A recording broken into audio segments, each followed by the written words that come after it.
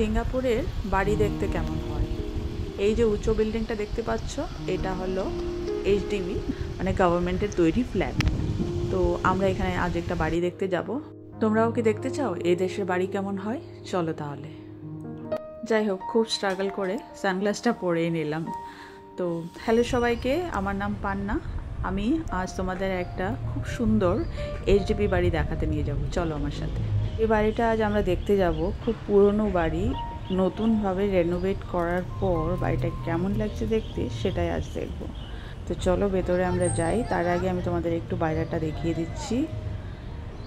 এখানকার এইচডিবি প্রপার্টিতে মানে বাইরের দিকে কিন্তু দেখো সব ধরনের ব্যবস্থাই থাকে, যেমন playground, exercise area, car park, তারপর যেমন বাচ্চাদের প্রি স্কুল, তারপর সুপার মার্কেট, মানে মোটামুটি যা যা দরকার হয় ধরনের ব্যবস্থাই থাকে, যাতে খুব দূরে না যেতে হয়। তো যাই হোক, আমরা দেখো ফ্ল্যাটের ভেতরে ঢুকে গেলাম। এই হলো এন্ট্রেন্স।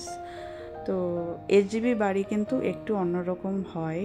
আজকে যে বাড়িটা দেখতে পাচ্ছ, এটা কিন্তু অনেকটাই কন্ডোমিনিয়াম, মানে কন্ডো স্টাইলের, অনেকটাই প্রাইভেট প্রপার্টির মতো দেখতে লাগছে। খুব সুন্দরভাবে রেনোভেট করেছে বাড়িটা।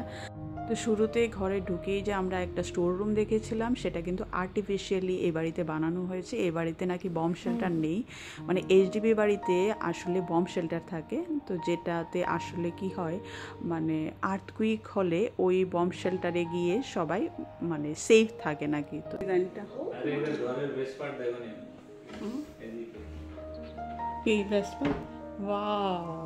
এটা দারুণ, এরা ঘরটা ভালো সিলেক্ট করেছে। এই জিনিসটা আমাদের নেই। এটাই আমি সব বাড়িতে গিয়ে খুঁজছিলাম যে আমার একটা, হ্যাঁ একটা সাইডে কত সুন্দর না, রান্নাঘরের ভেতরে ভালো লাগে না, মানে প্রপার একটা ড্রাইং এরিয়া, সুন্দর কাপড় টাপড় শুকাও।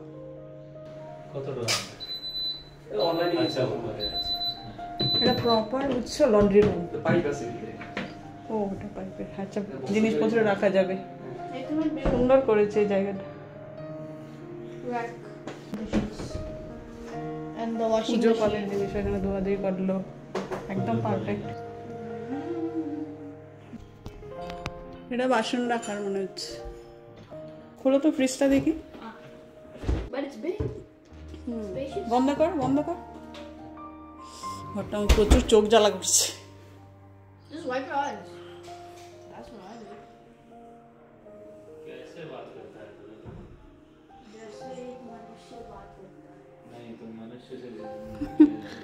मनुष्य नहीं है तुम, क्या है तुम? এইটা লাগাতে হবে আমাদের। এই জিনিসটাও খুব ভালো করেছে।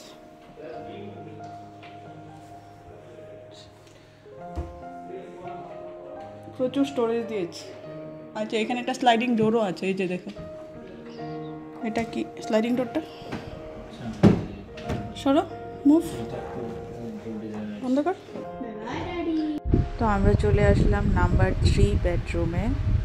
এই বাড়িতে 3টা বেডরুম, 2টো ওয়াশরুম, একটা কিচেন, আর যে তোমরা হল রুমটা দেখেছো সেখানে একটা আর্টিফিশিয়াল স্টোর রুম আর একটা পূজা রুম, যেটা ওনারা বার করেছেন। এই বাড়িটা কিন্তু আপাতমস্তক রেনোভেশন হয়েছে, সব কিছুই কিন্তু কমপ্লিটলি আলাদা দেন এইচডিবি বাড়ি।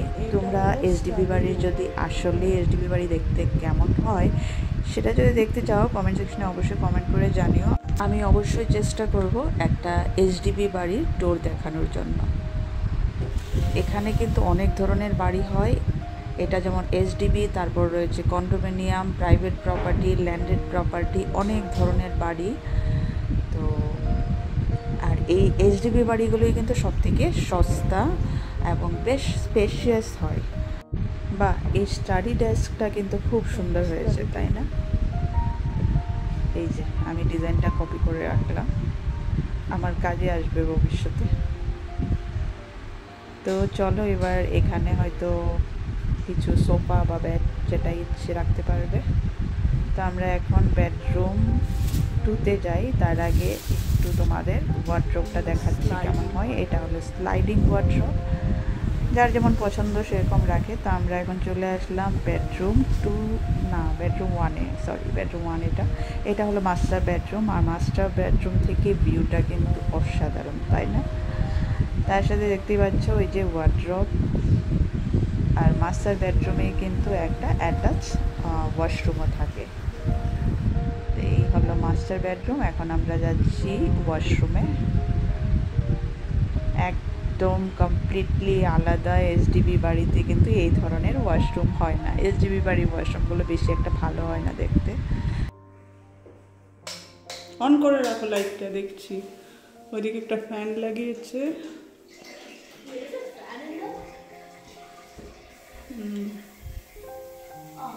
দরজাটাকে বার্নিশ করে দিয়েছে। আরে এটা কালারটা চেঞ্জ করতে পারতো, হোয়াইট দিলে ভালো লাগতো।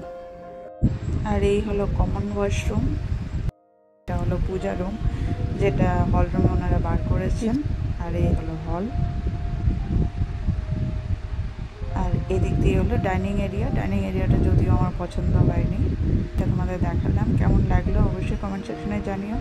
এই বাড়িগুলোর রেন্টাল কেমন হয় আর আসল যে এসডিবি বাড়ি হয় সেটা যদি তোমরা দেখতে চাও অবশ্যই কমেন্টে জানিও। আমি তোমাদের আরেকটা এসডিবি বাড়ি দেখাবো। আর আজ এই পর্যন্ত, আবার দেখা হবে নতুন কোনো ব্লগ বা ভিডিওতে। বাই।